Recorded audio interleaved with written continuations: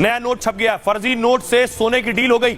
और आपको जानकर ताज्जुब होगा, ये देख रहे हैं, ये जो नोटों की गड्डियां हैं, इसमें गांधी जी की नहीं, अनुपम खेर साहब की तस्वीर लगी हुई है। देखिए जरा, फर्जी नोट बनाने वालों ने अनुपम खेर की तस्वीर लगाकर फोटो छाप दी, नोट छाप दिए।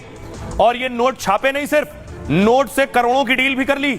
और लेने वाले ने गांधी जी की तस्वीर देखे बिना अनुपम खेर की तस्वीर देखकर नोट भी ले लिया। आइए अगली तस्वीर दिखाऊं आपको। ये आप देख रहे हैं, ये असली नोट है ऊपर वाला और ये नकली नोट है। असली नोट में महात्मा गांधी की तस्वीर और नकली नोट में अनुपम खेर की तस्वीर लगी हुई है। और बाकायदा तस्वीर लगाकर नोट का इस्तेमाल भी कर लिया। अब आपको बताऊं इस्तेमाल कहां हुआ इस नोट का। डील हुई सोने की, छोटी मोटी डील नहीं, खरीदा भी तो सोना। नकली नोट के जरिए फ्रॉड का काम हो गया पूरा। और यह मामला है गुजरात का। 30 लाख के नकली नोट से ठग 1.5 करोड़ का सोना ले गए। इन नोट पर गांधी जी की जगह अनुपम खेर की फोटो लगी। नोटों की जब गिनती की गई तब फर्जीवाड़े का पता चला। नोटों पर आरबीआई की जगह रिसोल बैंक ऑफ इंडिया लिखा था। अहमदाबाद के सराफा व्यापारी से ठगों ने सोने की डील की। 23 सितंबर को दुकान के मैनेजर को डील की एक कॉल आई। कहा गया एक पार्टी को 2100 ग्राम यानी 2100 ग्राम सोने के बिस्किट खरीदने। फोन पर ही दोनों के बीच 1 करोड़ 60 लाख की डील हो गई। अगले दिन फिर कॉल आई तो कहा कि पार्टी को बाहर जाना है, सोने की डिलीवरी आज ही करनी होगी, पैसा कैश में मिल पाएगा क्योंकि पार्टी इस समय ऑनलाइन ट्रांसफर नहीं कर पा रही है। मैनेजर तैयार हो गया झट से। फोन पर ही डिलीवरी की जगह बताई गई। कर्मचारी को जब सोना लेकर पहुंचा तो मौके पर 3 लोग मौजूद थे। उनमें से एक शख्स ने कर्मचारी को बताया कि डील उन्होंने की है। इसके साथ ही कर्मचारी को 1 करोड़ 30 लाख रुपए का बैग दे दिया। साथ ही जो 30 लाख रुपए कम थे उन्हें लेने वहां से 2 लोग चले गए। कर्मचारी ने नोट गिनने के लिए मशीन निकाली तो तीसरा भी लापता हो गया। इसके बाद जब मशीन से नोट गिनना शुरू हुए तो फर्जीवाड़े का पता चला। फिलहाल इस मामले में पुलिस ने केस दर्ज कर जांच शुरू कर दी है। ये तो खेल था, लेकिन अब देखिए ये बात अनुपम खेर तक पहुंची तो मैं आपको बताऊं, अनुपम खेर तक पहुंची तो अनुपम खेर साहब ने खुद क्या कुछ कहा है। अगली ग्राफिक्स में आपको दिखाऊं। अनुपम खेर ने ट्वीट किया कि उनके नाम का नोट छप गया है। तो अनुपम खेर कह रहे हैं फर्जीवाड़े वाला फर्जी नोट वायरल हो रहा है। खुद अनुपम खेर तक फर्जी नोट का वीडियो पहुंचा। इस पर उन्होंने भी सोशल मीडिया पर पोस्ट किया है।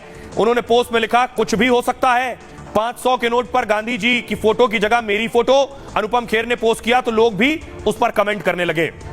तो अनुपम खेर के इन नोटों के छपने के बाद उन्होंने खुद ट्वीट किया है और बाकायदा पुलिस केस दर्ज कर फर्जीवाड़ा करने वालों को तलाश। अब मैं आपको बताऊं मल्लिकार्जुन खड़गे क्या कह रहे हैं। जम्मू कश्मीर में कल तीसरे चरण का चुनाव है। पहले 2 चरण में जबरदस्त वोटिंग हुई। रविवार को चुनाव प्रचार पूरी तरह थम गया। इससे पहले ही सियासत में जबरदस्त उबाल है। खड़गे ने रविवार को कठुआ से मोदी पर हमला बोला। उन्होंने कहा मैं 83 साल का हो गया हूं लेकिन इतना जल्दी मरने वाला नहीं हूं। जब तक मोदी को हटाएंगे नहीं मैं जिंदा रहूंगा, आपकी बात सुनता रहूंगा, पूर्ण राज्य का दर्जे के लिए बात रखता रहूंगा। अब खड़गे के इस बयान पर बीजेपी ने आपत्ति जताई। सियासी लफ्जों में उन पर जबरदस्त तंज भी कसा। अमित शाह ने कहा कल कांग्रेस अध्यक्ष खड़गे जी ने अपने भाषण में अपने नेताओं और पार्टी से भी ज्यादा घटिया और शर्मनाक बात कही।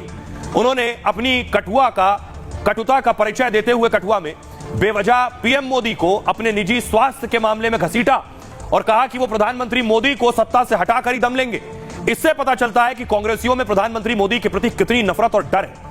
जहां तक श्री खड़गे जी के स्वास्थ्य की बात है, मोदी जी प्रार्थना करते हैं, मैं भी प्रार्थना करता हूं और हम सभी प्रार्थना करते हैं कि वो दीर्घायु और स्वस्थ रहे, वो अनेक वर्षों तक जीवित रहे, 2047 तक विकसित भारत का निर्माण होते देखें।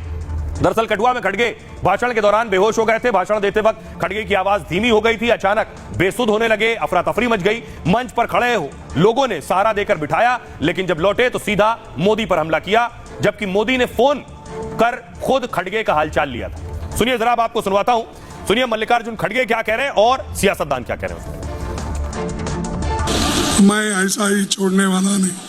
अब मेरे को तो 83 इयर्स चल रहे, इतना जल्दी मरने वाला नहीं हूं। जब तक मोदी को नहीं हटाएंगे तब तक मैं जिंदा ही रहूंगा, आपकी बात सुनूंगा, आपके लिए लड़ूंगा।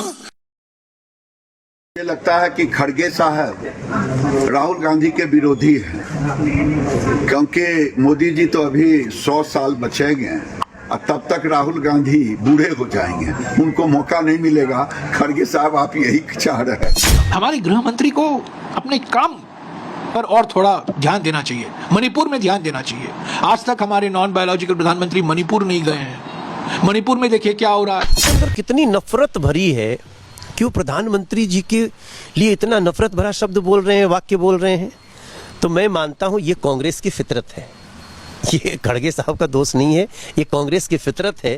क्योंकि कांग्रेस को अब लूट और भ्रष्टाचार करने का मौका नहीं मिल रहा है, वो एक प्रकार से मानसिक रूप से दिवालिया होती जा रही है। उनकी इच्छा ये है कि जब तक हम इस रिजिम को, मोदी रिजिम को, भारतीय जनता पार्टी की सरकार को हटा नहीं लेंगे, तब तक हम में मरने वाले नहीं हैं। तो ये एक तरह से उन्होंने एक उनका जो संकल्प है उसको उन्होंने दोहराया। कांग्रेसी कुंठित कुनबे का कोताहल यही है कि वो जो है वो दूसरों की विदाई में अपनी शहनाई देखती है और उनको लगता है कि दूसरों की विदाई होगी तभी हमारी शहनाई बजेगी। तो इस तरह के सपने जो है देखने वालों का सपनों का सुपड़ा हमेशा साफ होता है। आइए खबरों में आगे बढ़ते हैं। अब आपको एक